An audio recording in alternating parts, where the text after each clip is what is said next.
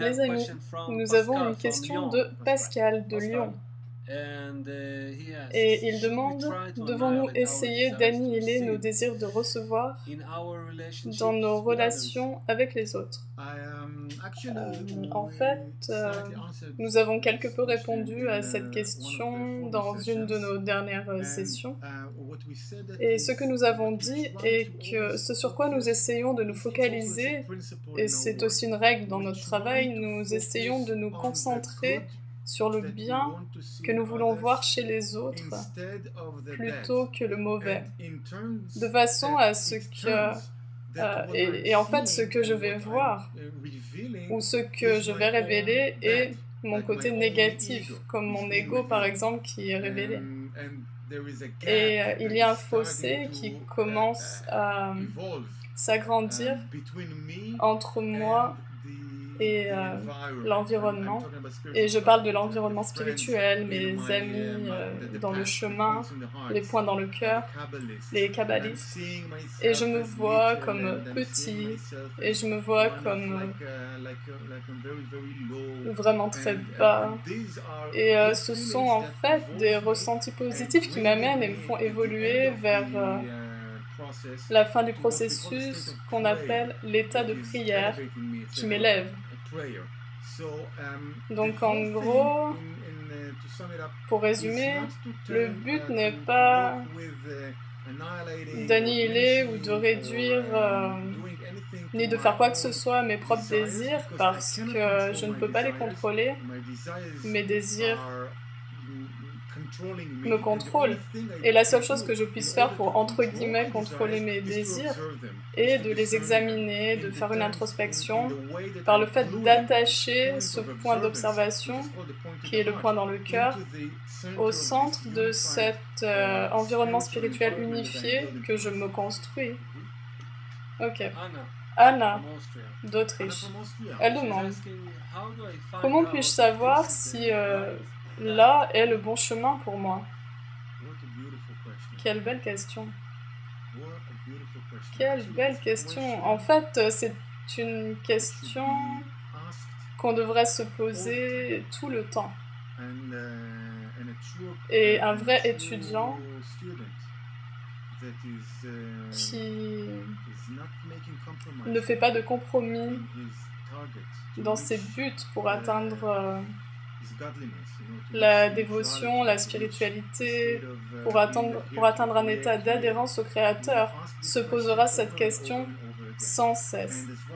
Et comme Rav Lightman a dit, et c'est une bonne façon de répondre à cette question, il a dit qu'il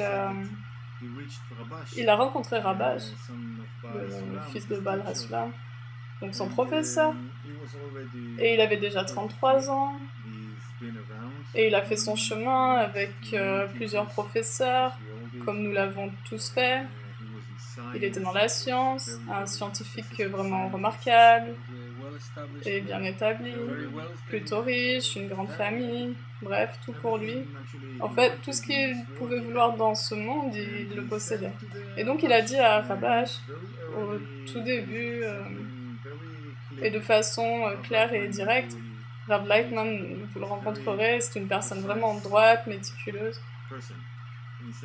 Donc il a dit, comment puis-je savoir que là est mon chemin? Comme ça, clairement, la même question que Anna.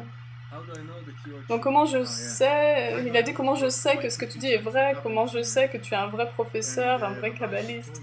Et Rabash lui a dit de faire ses propres recherches. Et il l'a en fait forcé à le faire parce qu'il y a un dicton en Kabbalah qui dit un homme apprend à n'importe quel endroit où il ressent que son cœur se trouve, quelque chose comme ça.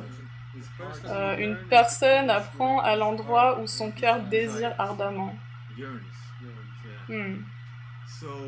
Donc, la vraie réponse à cette question est d'ordre émotionnel. Si votre cœur ressent que vous êtes à votre place, si votre cœur ressent cela quand vous révélez la Kabbalah, et maintenant que vous la révélez de plus en plus, si vous vous sentez comme chez vous, qu'il y a cette sorte de confiance, malgré que ça reste un peu confus, que vous ne savez toujours pas trop ce qui se passe, que vous doutez toujours, mais il y a quelque chose de vraiment délicat, subtil, intérieur qui vous connecte à cette sensation de type là, je me sens chez moi. Donc là, vous êtes au bon endroit, mais vous devez continuer de faire vos recherches, d'explorer, et cela sans cesse. Et là, Moshe va rajouter quelque chose. Comment tu as deviné? Oh, un pressentiment. Ok.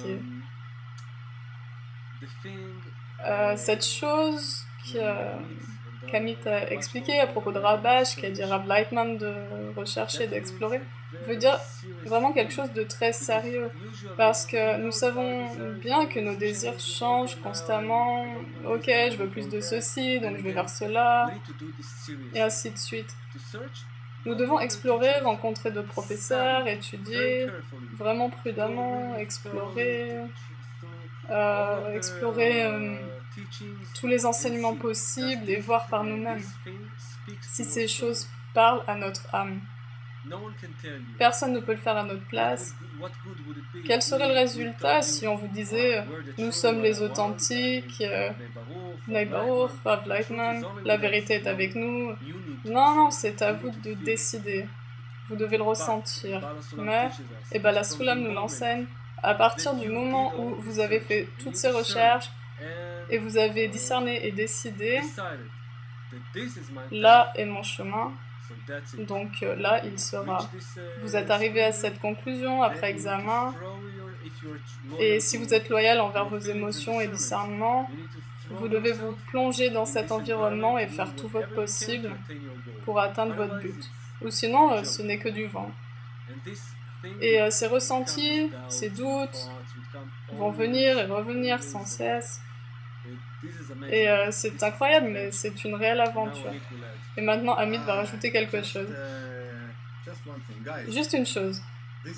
Et c'est une chose très importante, et nous le faisons de façon simple, relax,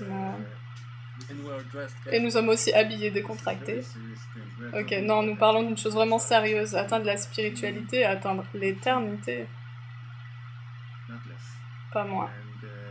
Et je ne sais pas, toute personne devrait vraiment prendre ses responsabilités, faire ses choix dans la vie. Ce n'est pas toujours facile, et vous venez de différentes cultures, de différents environnements, avec de différentes mentalités, avec beaucoup de préjugés ou d'a priori à propos de la Kabbalah. Et l'environnement est tellement rude, tellement de tentations, comment apprécier ou aimer la vie. Mais vous devez écouter votre cœur, regarder autour de vous, voir là où nous allons en tant qu'humanité et aussi en tant qu'individu.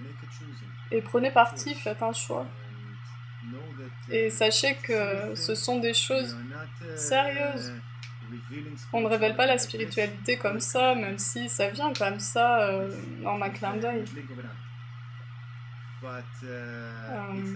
C'est un chemin, un processus qui demande beaucoup. Et à propos de cela, nous continuerons à le développer. Ok, dernière question de Yaltsin. Ok, ai-je bien compris? Vivons-nous dans une sorte de matrice? Sommes-nous les sujets d'un programme que nous ne pouvons contrôler? En d'autres mots, sommes-nous seulement entre les mains d'un système qui est seulement gouverné par la volonté du Créateur? Cool. Cela veut dire que je ne suis responsable de rien.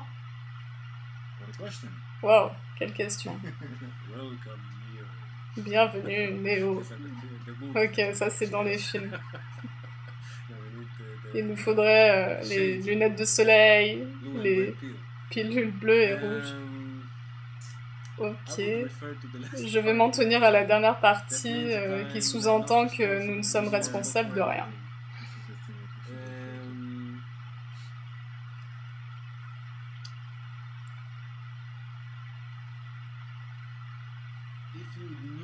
Si tu savais à quel point ce discernement est profond et complexe, suis-je responsable ou non? Quel est mon rôle? Quel est celui du Créateur dans tout ce qui se passe? Ou suis-je responsable de bloquer la lumière aux autres parties de mon âme? Mais s'il détermine et décide de tout, alors où suis-je? Que dois-je faire? Juste de ne pas bloquer sa lumière? De devenir comme lui? Mais il est toute la réalité. Il est tout. Alors, qu'est-ce que cela veut dire? Faire quelque chose. Là, je suis en train de parler, c'est lui qui me gouverne, c'est lui qui me donne les mots. Je ne contrôle pas, je ne décide pas de ce que je vais dire, quelles pensées vont venir à moi, quels désirs. Alors, quelle responsabilité? Mais on dit que tout dépend de la personne. On est responsable pour le monde entier, pour tout. Rav Lightman a dit une fois dans une émission spéciale, et il a même pleuré, il a dit qu'à un certain niveau, on ressent qu'on peut même blesser le Créateur. Et on ressent même qu'on veut aller contre lui. Et on a le pouvoir de le faire. Et le Créateur s'ouvre à nous. Ce sont des discernements vraiment très profonds dont nous ne pouvons parler de façon philosophique. Est-ce que le Créateur peut créer un rocher qu'il ne peut pas soulever?